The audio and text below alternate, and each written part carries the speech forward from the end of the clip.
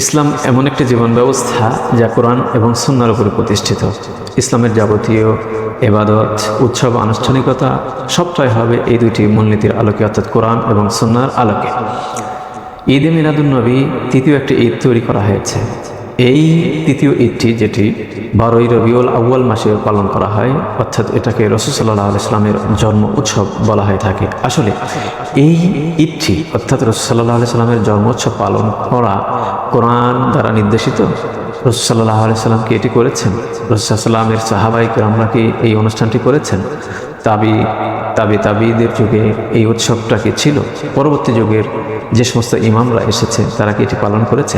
রাসূল সাল্লাল্লাহু আলাইহি ওয়াসাল্লামের 1 লক্ষাধিক এর অধিক সাহাবায়ে কেরাম কি এই অনুষ্ঠানটি করেছে, বা ইসলামের ইতিহাসে এর কি কোনো অস্তিত্ব আছে? এই সমস্ত প্রশ্নগুলো যখন করা হয় আর এর আলোকে যখন ইসলামী শরীয়তটাকে যাচাই বাছাই করা হয়, তাহলে দেখা যায় যে এর কোনো অস্তিত্ব ছিল না। অর্থাৎ তৃতীয় একটি ঈদের নামের কোনো উৎসব ইসলামের ইতিহাসে নেই।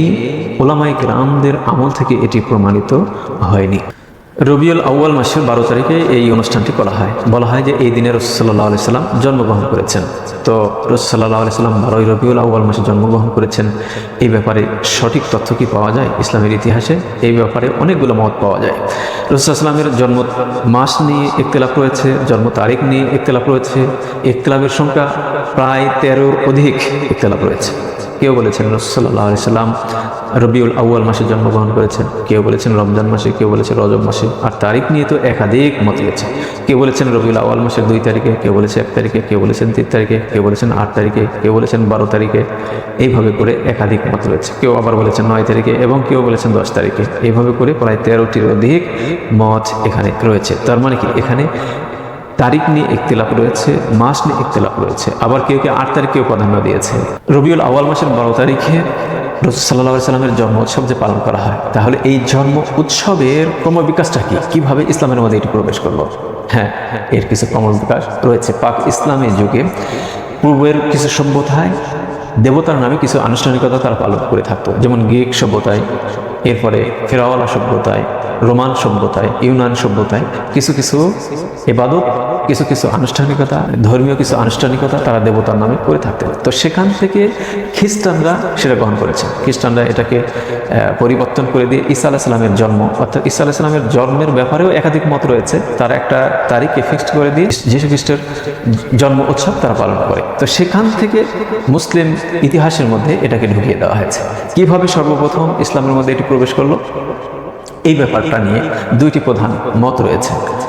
প্রথম মত হচ্ছে 4র্থ শতাব্দীতে, হিজরির 4র্থ শতাব্দীতে মিশরে ফাতেমি সাম্রাজ্যে সর্বপ্রথম এটি উদযাপন করা হয়।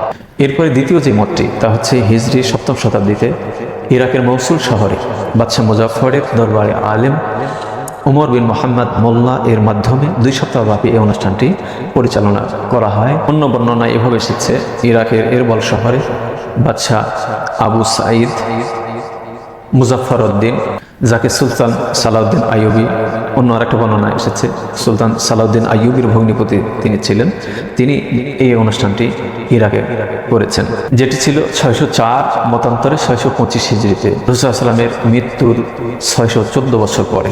এখন কথা হচ্ছে এই, যেহেতু জন্মোৎসব পালন করাটা ইসলামী শরীয়ত দ্বারা সাব্যস্ত নয়, এই জন্মোৎসব পালন করাটা এটি একটি বেদাত। কেন ইসলামী শরীয়তে এটি বেদাত? কারণ এই অনুষ্ঠানটি সওয়াবের আশায় তো করা হয়। বেদাত এই কারণে, কারণ আল্লাহ তাআলার নির্দেশ নেই, রাসূল সাল্লাল্লাহু আলাইহি ওয়াসাল্লাম করেনি, সাহাবায়ে কেরামরা করেনি, তাবিঈরা করেনি, তাবিঈরা করেনি, পূর্ববর্তী সালফ আলেমরা এই অনুষ্ঠানটি করেনি, এই জন্য এটি বেদাত। আর রাসূল সাল্লাল্লাহু আলাইহি ওয়াসাল্লামের নির্দেশ হচ্ছে মান আমিলা আমালান লাইসা আলাইহি আমরুনা ফাহুয়া রাদ্দুন।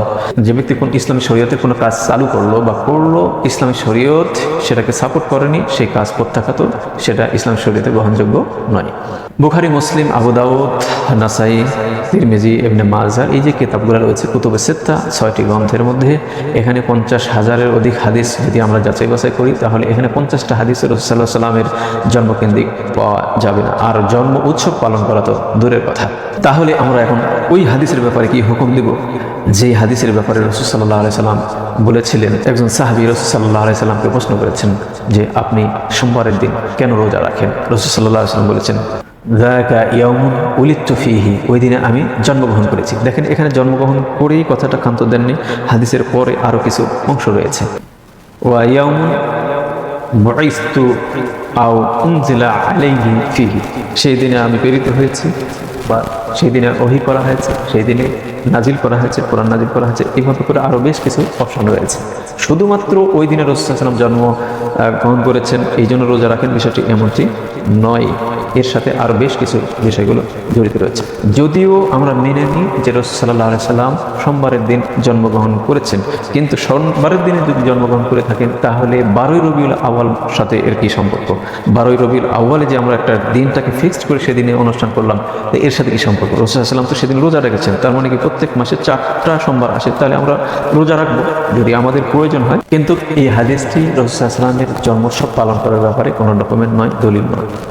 পরিশেষে কথা হচ্ছে রাসূল সাল্লাল্লাহু আলাইহি ওয়াসাল্লামের জন্মোৎসবকে কেন্দ্র করে ওই দিনে মিলাদ মাহফিলের আয়োজন করা, এই বিশ্বাস করা যে রাসূল সাল্লাল্লাহু আলাইহি ওয়াসাল্লামের আত্মা এখানে উপস্থিত হয়েছেন, এটা সম্পূর্ণরূপে কাল্পনিক। এই দিনে খাবার পরিবেশন করা, শোভাযাত্রা করা, অনুষ্ঠান করা, ঈদের মাহফিল করা, আলোকসজ্জা করা, গান বাজনার আয়োজন করা, এগুলো সম্পূর্ণরূপে নাজায়েজ, ইসলামী শরীয়তের সাথে এর কোনো সম্পর্ক নেই। তবে হ্যাঁ, রাসূল সাল্লাল্লাহু আলাইহি ওয়াসাল্লামের জন্ম কেন্দ্র করে আমরা সিরাতুন নবী বিভিন্ন আয়োজন করতে পারি।